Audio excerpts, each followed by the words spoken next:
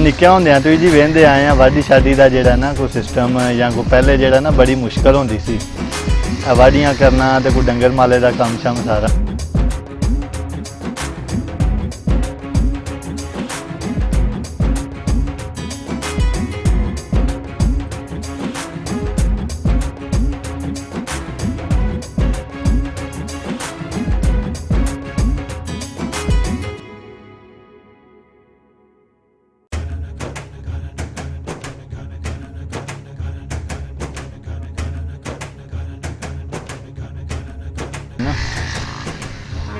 अपनी भी कनक वड्डी ये बथेरी होर भी कोई यारां दोस्तां लियांदी है जी, बड़ी फायदे की चीज़ है।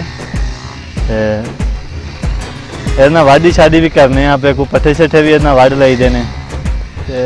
अगे तो चलो होर हिसाब होंदा सी, माहौल सी जिहड़ा ना बंदे पट्ठे दत्थे दा करदे करांदे रहिंदे सन, कोई डंगरां शंगरां दा काम सी।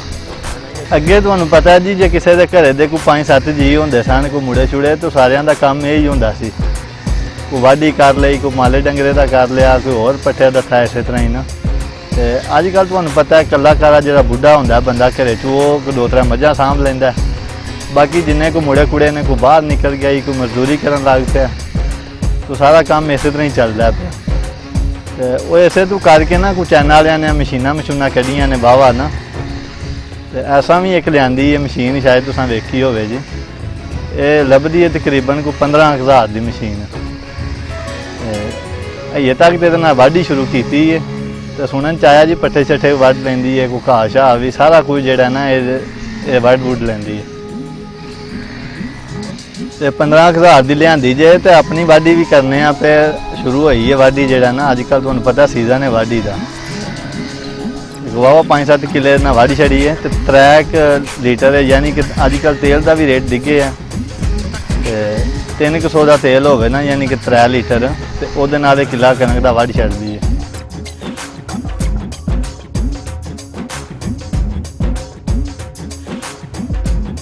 इहदी एवरेज की गल करिए तो एवरेज इहदी इन्नी करिए, जे बंदे होन ना 2 वाढी शाडी करन वाले, सही टुरन वाले जी होन 2, तो दिहाड़ी विच किला कनक जिहड़ा ना आराम नाल वढ़ छड्डदी है।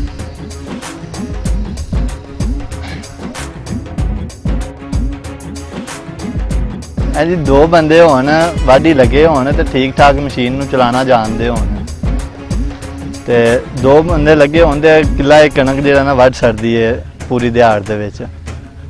तो उंज असीं चलो नाड़ी बंदे हाँ, कोई अपनी बस पैली पट्ठा जिहड़ा हुंदा है सांभीदा, कोई नहीं लोकां शोकां वाल एडा कोई मजदूरी वाला काम यानी कि मशीन नाल कोई नहीं कीता कराया।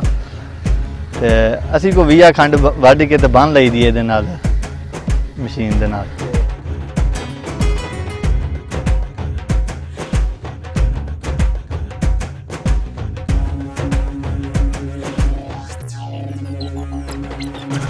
जे अगर वढ़ के बन के देनी हो तो रेट शेट जिहड़ा ना मशीन तो तुहानूं दस्सिया ही है पहले कि 15,000 की मशीन आ रही है। तो मशीन भी बिल्कुल हौली जही है, बंदियां ने बड़ियां ने पूछा है जी कि इहदा किन्ना क वजन है, कोई आंदा इहदा वजन बेबा है, चोखा वजन है, यानी कि मोढियां छोड़ने थक जाते हैं बंदे दे। तो कोई नहीं, इन्ना वजन भी कोई नहीं, 10-12 किलो इहदा वजन है। तो जे मजदूरी के खाते च आ जाइए तो फिर चलो 3-4 बंदे पिछे बन्नण वाले होण, कोई 2 वढ़न वाले होण, तो मजदूरी भी इहदे नाल ठीक ठाक होंदी है।